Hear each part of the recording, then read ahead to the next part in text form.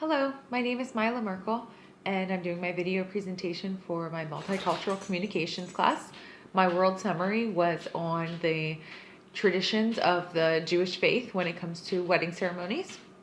I started off this research not really knowing too much about the Jewish faith and their wedding rituals, besides a couple things that you just know from maybe pop culture references or just things you've picked up from knowing people with different cultural backgrounds. But I really didn't know too much about the Jewish faith in general. I don't. I know that it's definitely deep rooted into the Old Testament of the Bible, and it does have a lot of deep roots and religious meanings to it. So there were a lot of things that I learned doing this kind of research for the presentation.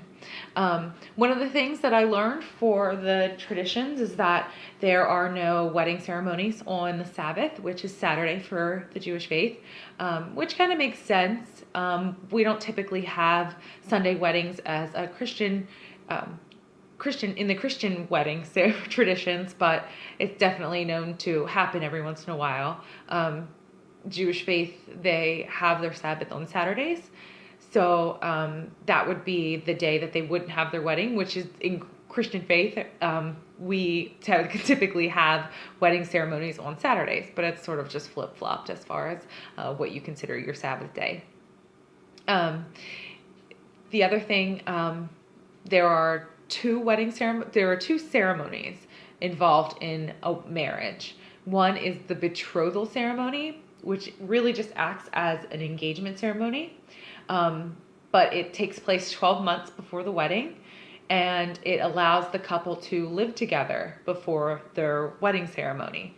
This betrothal is really just an engagement party, but it sort of is an okay to live together before your wedding. It's basically a guarantee that you will be getting married. So this happens with the wedding, with the family, and I think it's just close family. I don't think friends are involved in this ceremony, because it's really just an offering to the parents that this is definitely the marriage, and it's happening in 12 months. The wedding date is carefully picked. I thought it was interesting, around the bride's menstruation cycle. They want to make sure that she will be pure on her wedding day and be able to have a wedding night with her husband, basically. So it's very carefully picked around those happenings of the bride. The bride takes, the night before the wedding, the bride does take part in a ritual bath, so that she is pure for her wedding day. And she does enjoy a gathering with her female relatives and some close friends to just celebrate the night before the wedding together. The bride and the groom both take part in a fasting the day before their wedding, and that culminates in their wedding meal together after their ceremony. The groom signs a ketubah. I think I'm saying that right. I might not be saying that right. It's a marriage agreement. It's basically a prenuptial agreement, but it doesn't have any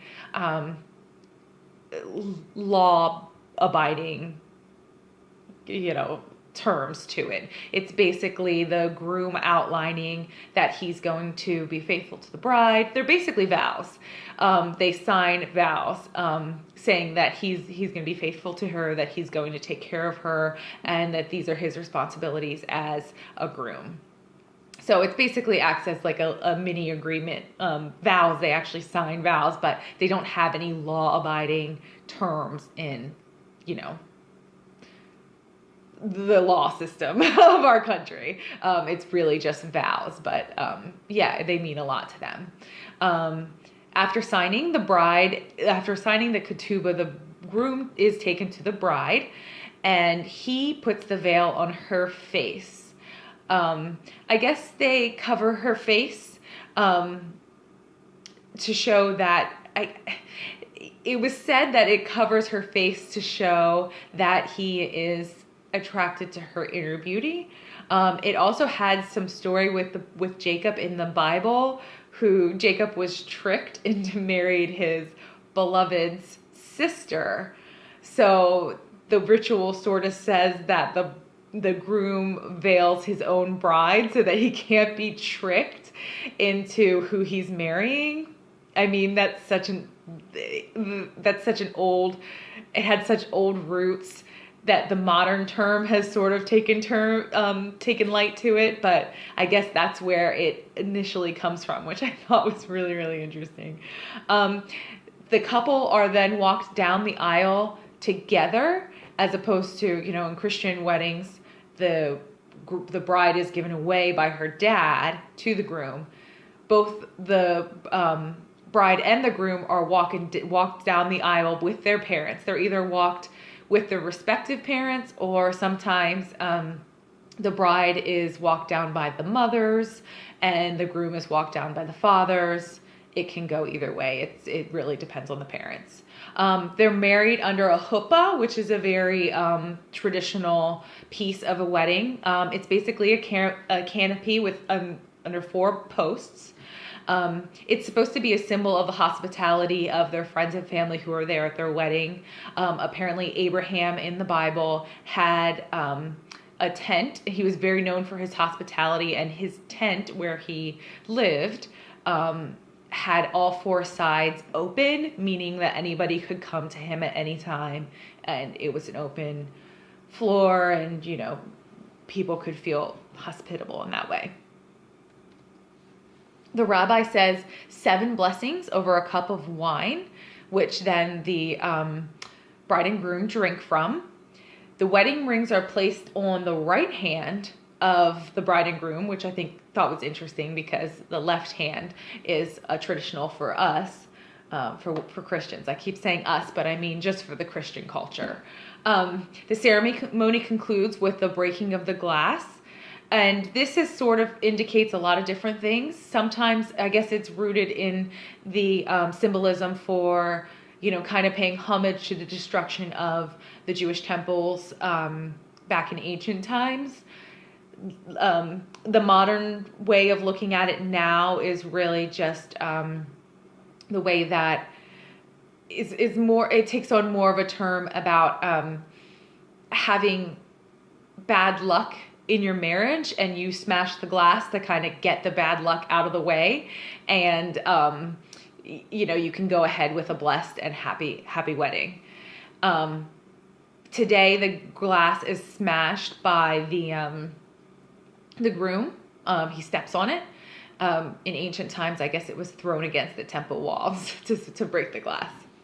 So that's where the tie-in with the homage to the Jewish temple's destructions. So yeah, those are the typical highlights of a typical Jewish wedding ceremony. I thought it was very interesting, the different things that are very different from a traditional Christian wedding, but there are a lot of things that are similar, such as, parents walking down the aisle, rings on the fingers, even though it's the different finger, the celebrating the night before with the bride, sometimes at the bachelorette party, even though that doesn't always happen the exact night before. But I definitely learned a lot in the different traditions of the Jewish culture, more than I knew that I could learn. So it was very interesting, and I can't wait to hear your comments. Thank you so much.